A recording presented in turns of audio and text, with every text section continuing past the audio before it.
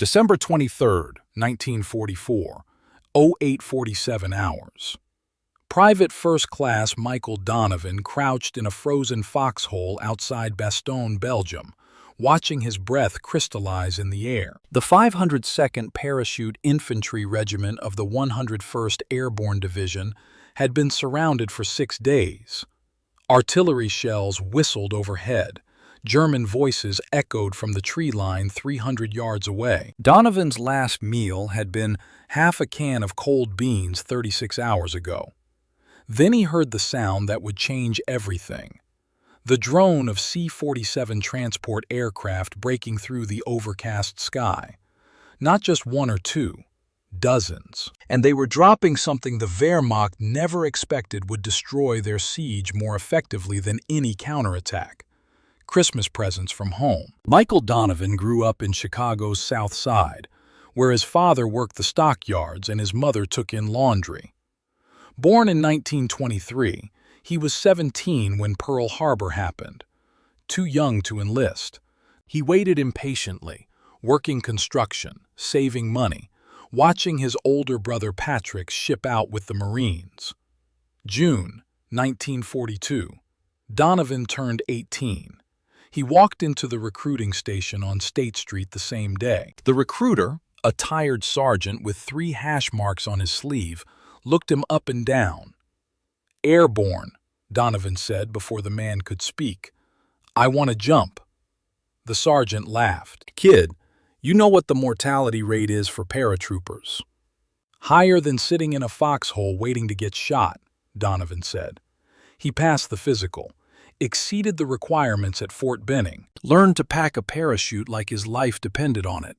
Because it did. Graduated jump school September 1943 and was assigned to the 502nd Parachute Infantry Regiment, part of the legendary 101st Airborne Division forming at Camp McCall, North Carolina. The 502nd had been activated July 1942 at Fort Benning. The regiment trained relentlessly through 1943 and early 1944, preparing for the invasion of Europe. Donovan arrived as a replacement in October 1943, joining Company D, 2nd Battalion. He was 19 years old and weighed 165 pounds soaking wet. The men of the 502nd were different. Volunteers, all of them. Nobody forced you to jump out of perfectly good airplanes. They called themselves Devils and wore their jump boots with pride. Donovan found a home among soldiers who believed risk and reward were the same thing. May 1944. The 502nd shipped to England, staging at Ramsbury and Chilton Foliat. June 6th, D-Day. Donovan's first combat jump, dropping into Normandy behind Utah Beach.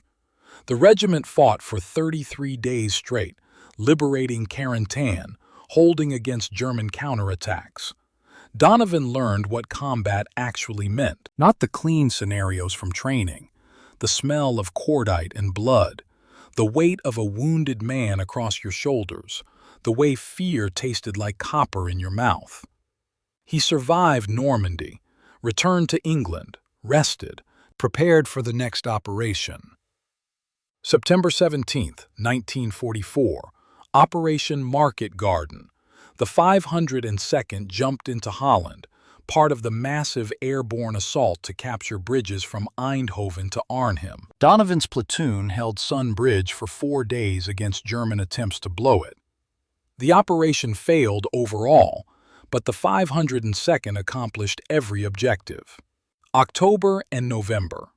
Garrison duty in France. Rest. Refitting. The 101st Airborne had lost 40% casualties between Normandy and Holland. New replacements arrived. Veterans like Donovan trained them, showed them how to dig a proper foxhole, explained why you never bunch up under fire, taught them the first rule of airborne infantry. Surrounded is just another word for targets everywhere. December 16th, 1944. Everything changed. The Wehrmacht launched its last major offensive in the West.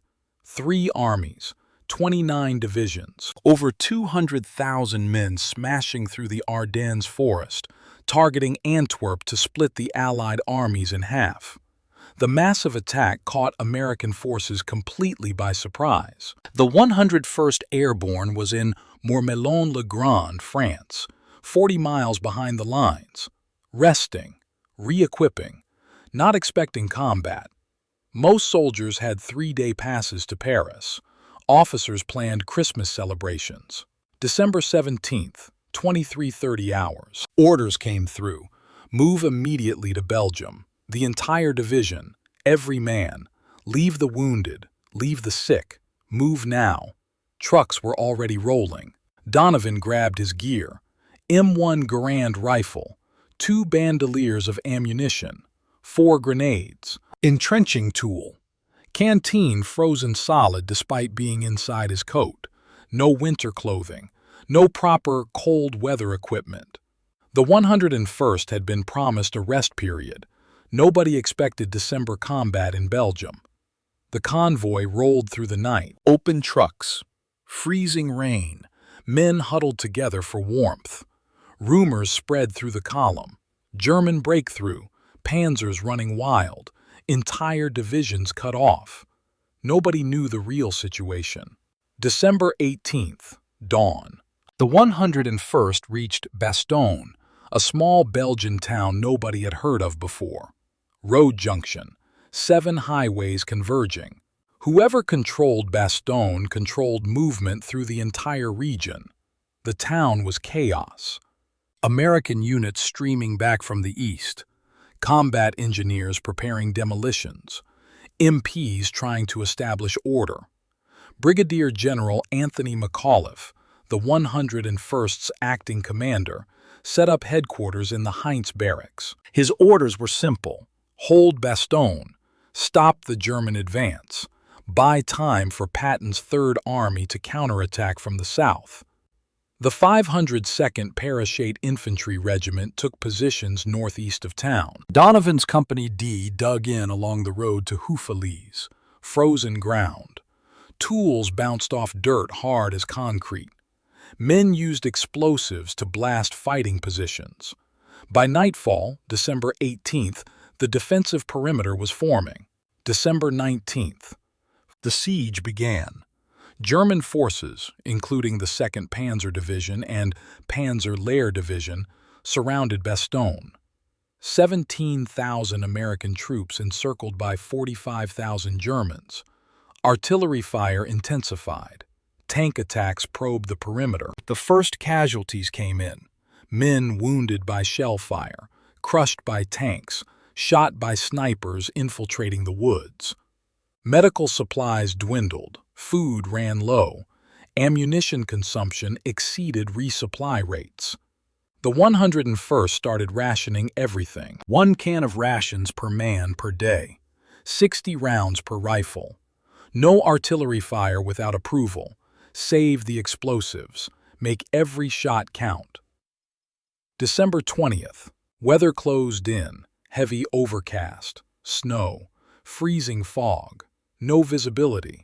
No air support, no resupply. The C-47 transports couldn't fly in these conditions. Bastogne was on its own. Donovan spent 72 consecutive hours in his foxhole. No sleep, just cold. His boots froze to his feet. Wool socks turned to ice inside leather. His fingers went numb gripping his rifle. Every breath hurt in the sub-zero air. December 22nd, 11:30 hours. 4 German officers approached the American lines under a white flag. They carried a surrender demand, typed in English, addressed to the American commander of the encircled town of Bastogne. The demand was clear: surrender within 2 hours or face annihilation. The German forces had Bastogne completely surrounded. No relief was coming. Further resistance was pointless. The German commander promised honorable treatment as prisoners of war.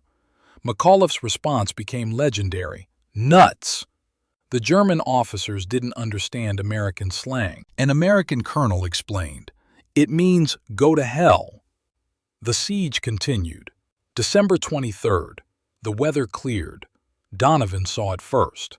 Standing in his foxhole, scanning the eastern tree line for German movement, he heard the engines. High altitude. Multiple aircraft. He looked up. The overcast was breaking. Patches of blue sky appeared for the first time in 4 days. Then he saw them. C-47 Sky trains. Douglas transports. The same aircraft that had dropped the 101st into Normandy and Holland. But now they were coming to resupply the surrounded division. The first wave appeared at 0900 hours. 40 C-47s flying at 1,000 feet. Anti-aircraft fire erupted from German positions. Black puffs of flak burst around the transports. One C-47 took hits. Smoke poured from the left engine. The pilot held steady. Cargo doors opened. Parachutes blossomed. Red, white, blue, and yellow parachutes, color-coded for different supplies, floated down into the Bastogne perimeter. Some landed in American positions. Others drifted into German lines. Soldiers from both sides scrambled to recover the bundles. Donovan's position received 3 bundles. His squad ripped them open. Ammunition, medical supplies, K-rations, and something completely unexpected, Red Cross Christmas packages.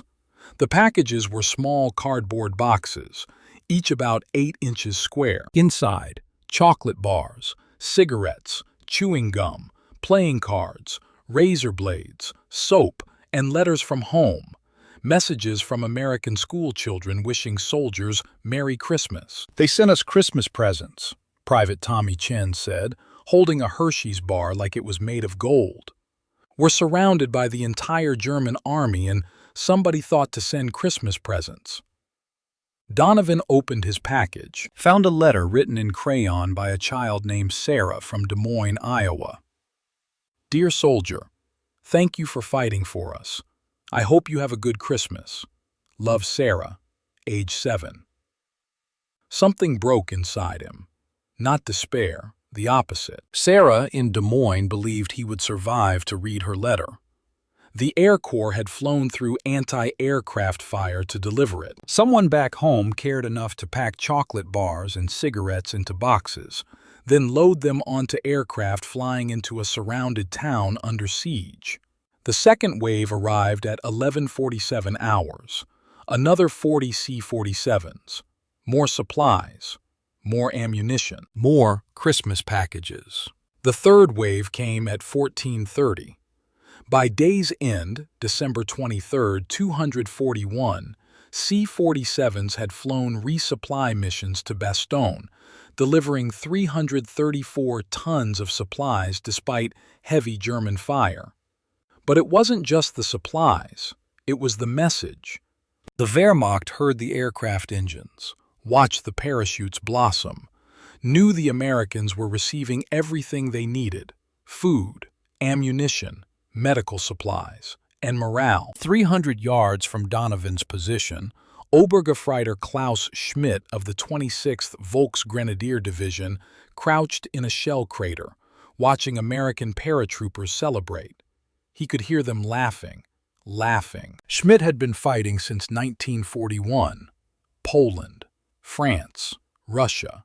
3 years of war. He knew what surrounded troops sounded like. They cried, they prayed, they surrendered. They didn't laugh. But the Americans in Bastogne were different. Schmidt had watched the resupply operation. His unit had shot down 2 C-47s, but 40 more got through. Then another wave. Then another. The Americans received more supplies in 1 day than Schmidt's division had gotten in 2 weeks. His rations: 1/6 of a loaf of black bread, watery soup, ersatz coffee that tasted like burned dirt. Meanwhile, American soldiers 3 football fields away were eating chocolate and smoking fresh cigarettes. That night, December 23rd, Schmidt's company commander called a meeting. Hauptmann Werner Müller addressed the assembled soldiers. 40 men who had started the Ardennes offensive with 120. "The Americans are surrounded," Mueller said. "Completely cut off. They should surrender. Why don't they surrender?" Nobody answered. "Because," Mueller continued, "they know relief is coming. They know their Air Force controls the sky. They know supply lines work. We are attacking through a forest in winter with no fuel reserves and inadequate ammunition. They are defending a road junction with unlimited air support. Who is really surrounded?" The question hung in the frozen air. Schmidt understood. The Ardennes offensive was Germany's last gasp. Everything committed to one desperate gamble: break through to Antwerp, split the Allied armies, force a negotiated peace. But it required capturing road junctions like Bastogne within 48 hours. The offensive was now 7 days old, Bastogne still held, and the Americans were laughing. December 24th, Christmas Eve. The Luftwaffe made a rare appearance. Me-109 fighters attempting to strafe the American positions. P-47 Thunderbolts from the IX Tactical Air Command intercepted them. Dogfights erupted over Bastogne. German fighters fell burning from the sky. The P-47s then strafed German positions, rockets and machine guns tearing through Wehrmacht formations. That same day, another resupply operation delivered 160 tons of supplies. More ammunition, more medical supplies, more Christmas packages. Donovan's squad received a second drop. This one included canned turkey, cranberry sauce, fruitcake, coffee, real coffee, not the chicory substitute, cigars, a small bottle of whiskey. "Gentlemen," Sergeant Ray Miller announced, "we are having Christmas dinner." They heated the turkey and cranberry sauce over small fires in the bottom of their foxholes, used their helmets as serving bowls, passed the whiskey bottle around, smoked the cigars, ate fruitcake that tasted like it had been baked by someone's grandmother 6,000 miles away. German artillery fired intermittently. American artillery answered. But for 90 minutes on Christmas Eve, Donovan's squad had something resembling a celebration. December 25th, 1944, Christmas Day. The Germans attacked. 0330 hours. Artillery barrage. Hundreds of shells screaming into Bastogne's perimeter. Earth erupted. Trees shattered. Foxholes collapsed. Donovan buried his face in frozen dirt as shrapnel whined overhead. 0445 hours. Infantry assault. Wehrmacht troops advancing through morning darkness. 3 companies, perhaps 500 men, supported by armor, coming straight at Donovan's position northeast of Bastogne. The 502nd Parachute Infantry Regiment held the line. Donovan lay prone in his foxhole, M1 Garand ready. The Germans appeared as shadows moving through snow-covered pines. Standard Wehrmacht tactics. Infiltration groups probing for weak points, then main assault through any breach. "Hold fire," Sergeant Miller ordered over the position. "Let them close. Make every shot count." The German infantry reached 200 yards, then 150. Donovan could see individual soldiers now, young faces, older faces, men who looked as cold and tired as he felt. Men following orders, men trying to survive. 100 yards. "Fire!" The American line erupted. M1 Garands cracking in 8-round clips. BAR automatic rifles hammering sustained bursts. Machine guns traversing left and right. The German assault staggered. Men fell. Others dove for cover. The advance stopped. German artillery adjusted fire. Shells landed behind the American positions now, trying to cut off reinforcement and resupply. Standard artillery doctrine: isolate the position, then destroy it. But the 101st had survived artillery for 9 days. Soldiers knew how to recognize incoming fire by sound, knew when to take cover, and when to move. The barrage inflicted casualties but didn't break the defense. 0530 hours, second German assault, this time with armor support. Panzer IVs and Stug 3 assault guns advancing through the woods, turrets traversing. Main guns firing high explosive shells that detonated against trees and sent deadly splinters slashing through the air. The 502nd had prepared for this, bazookas in concealed positions, anti-tank mines buried in likely approach routes, artillery observers calling fire missions to the division's 105mm howitzers. The 1st Panzer IV hit a mine. Explosion blew off the right track. The tank slewed sideways, blocking the forest trail. The crew bailed out. American rifles cut them down. A 2nd Panzer advanced through a clearing. Bazooka team, Private James Rodriguez and Private First Class Anthony DiMaggio, fired from a concealed position 30 yards to the flank. The rocket hit the tank's thin side armor. Penetration. Internal explosion. The turret blew off in a column of flame and smoke. The German attack faltered again, but they kept coming. 0600 hours, third assault. Wehrmacht infantry supported by Stug assault guns. These armored vehicles were lower profile than tanks, harder to spot, heavily armored in front. They advanced methodically, firing high explosive rounds to suppress American positions, then covering infantry movements. This time the Germans reached the American foxhole line. Close combat, grenades, rifle butts, bayonets, men fighting hand-to-hand in frozen trenches. Donovan fired his M1 until the clip ejected with its distinctive ping. Reloaded, fired again. A German soldier appeared at the edge of his foxhole. Donovan shot him.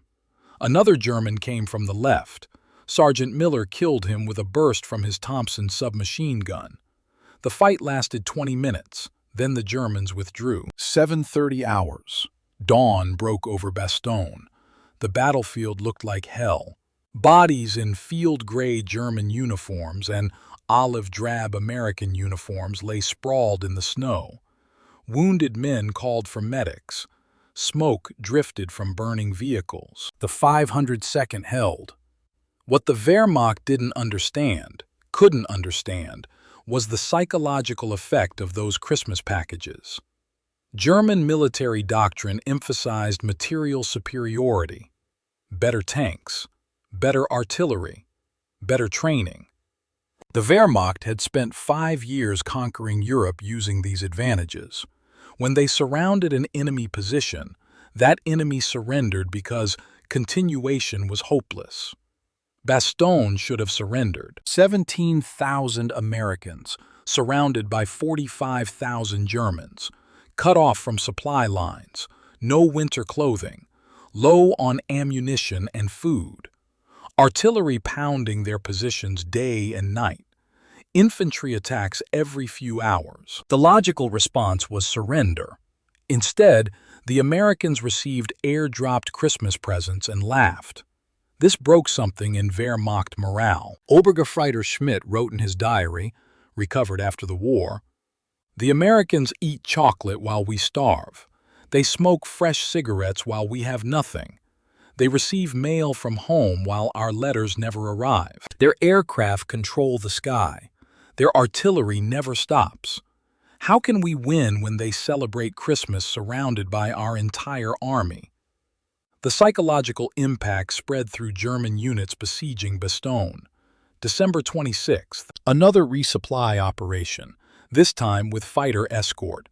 P-47 Thunderbolts circling overhead while C-47s made their supply runs. The Luftwaffe didn't even attempt interception. The transports flew unmolested. That same day, Patton's Third Army broke through from the south. The 4th Armored Division's Combat Command Reserve reached Bastogne's perimeter at 1645 hours. The siege was lifted. But the 101st Airborne didn't withdraw. McAuliffe's orders: hold Bastogne, expand the perimeter, destroy German forces in the region. The surrounded became the surrounders. December 27th through January 9th, 1945. The 101st Airborne launched a series of attacks to push German forces away from Bastogne. Donovan's Company D participated in the assault on Recogne, a small village northeast of Bastogne, held by elements of the 26th Volksgrenadier Division. The objective: clear the town, establish a defensive position, cut German supply lines. January 3rd, 1945, 0600 hours. The attack began with an artillery preparation, 20 minutes of concentrated fire. Then, American infantry advanced. The Germans fought hard, house-to-house combat, every building a fortress. Wehrmacht soldiers used the frozen ground to their advantage, trenches and bunkers that couldn't be collapsed by artillery. But they were exhausted, low on ammunition, demoralized. The Americans were still eating chocolate. Donovan's platoon cleared the church in the center of Recogne, found 15 German soldiers inside. They surrendered without firing a shot. One of them, an older Feldwebel, sergeant in his mid-40s, spoke English. "You are the paratroopers from Bastogne?" he asked. 502nd Parachute Infantry, Donovan confirmed. The German sergeant shook his head. "We were told you would surrender. They said the Americans surrounded would give up. But you received supplies from the sky. You celebrated Christmas. We heard you laughing. How can men surrounded laugh?" Donovan pulled out a Hershey bar from his pocket, one of the last from the Christmas packages. He broke it in half and handed a piece to the German sergeant. "Because we knew you couldn't win," Donovan said. "You surrounded us with 3 divisions. We held with 1. Our aircraft flew despite weather. Your Luftwaffe stayed on the ground. We got Christmas presents. You got nothing. Who was really surrounded?" The German sergeant ate the chocolate slowly, closed his eyes. It was probably the first real food he'd eaten in weeks.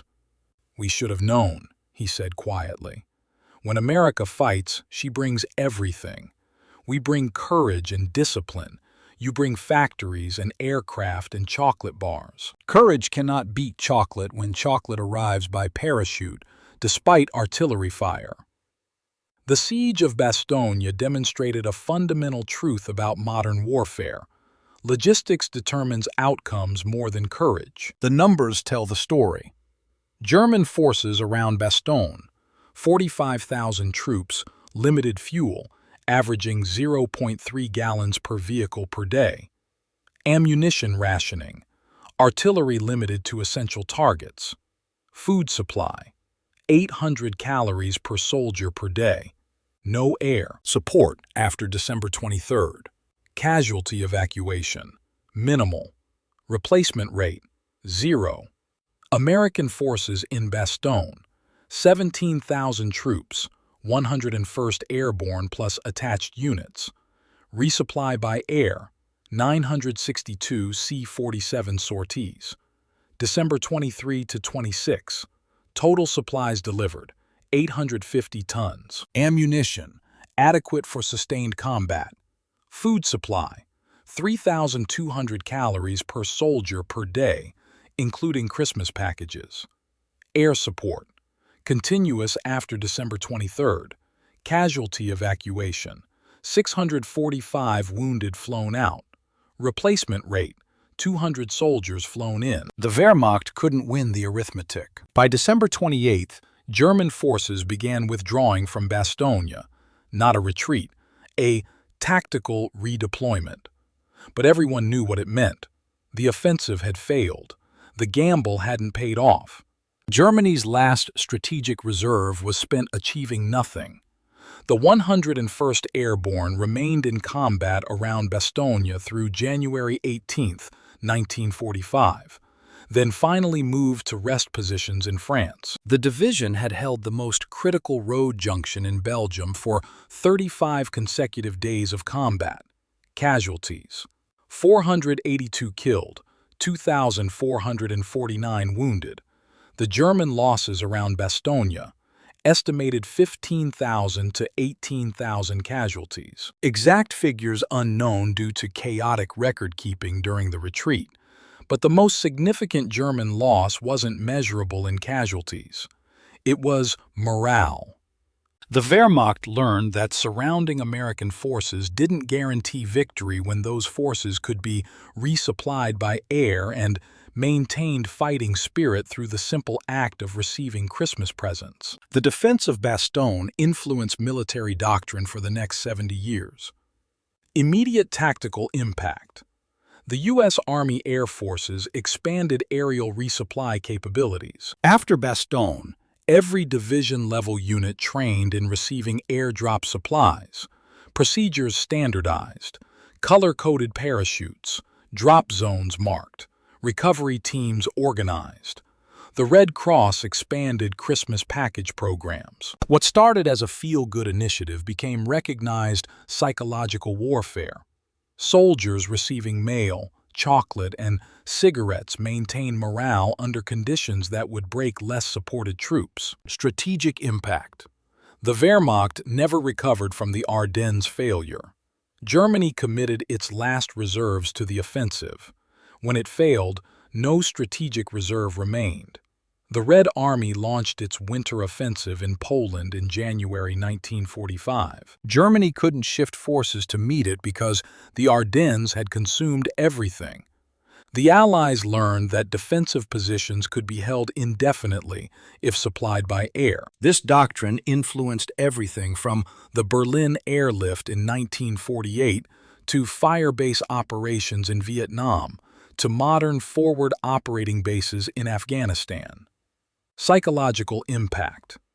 The contrast between American and German logistics became propaganda. Newsreels showed C-47s dropping Christmas presents to surrounded paratroopers. Radio broadcasts described American soldiers celebrating while Germans starved. This reinforced the narrative of American industrial superiority and Wehrmacht desperation. More importantly, it taught American soldiers that being surrounded wasn't the same as being defeated. The 101st Airborne's example inspired confidence throughout the U.S. Army.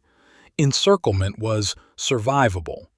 Air power could overcome ground isolation. Morale mattered more than position. Donovan survived Bastogne.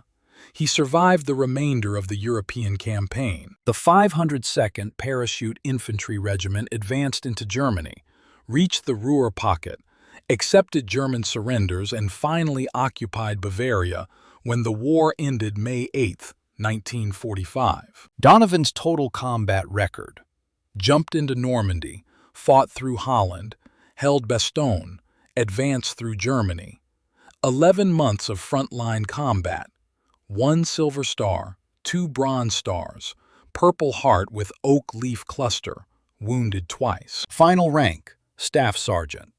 He returned to Chicago in November 1945, used the GI Bill to attend community college, learned construction management, started a small contracting business, married Maria Rodriguez in 1947, sister of Private James Rodriguez, the bazooka gunner who had saved Donovan's position during the Christmas Day counterattack. They had 4 children. Donovan rarely spoke about the war. When asked, he would say, "I did my job, came home, that's all." His children found the Christmas package letter from Sarah in Des Moines after Donovan died in 2003, age 79. Kept in his desk drawer for 58 years, folded carefully, preserved like a religious relic. The letter proved something Donovan never articulated but always believed.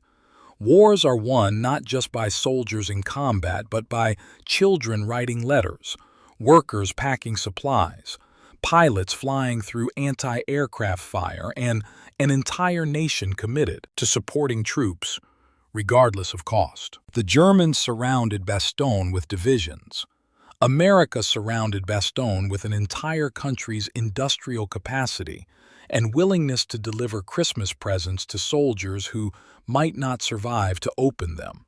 That was the difference. Obergefreiter Klaus Schmidt survived Bastogne, retreated with his unit through January 1945, fought delaying actions through Germany, surrendered to American forces in April 1945 near Munich. He spent 3 years in a POW camp, returned to Germany in 1948, worked as a carpenter, rebuilt Hamburg. Never spoke about the war except once, in 1987, when his grandson asked about combat.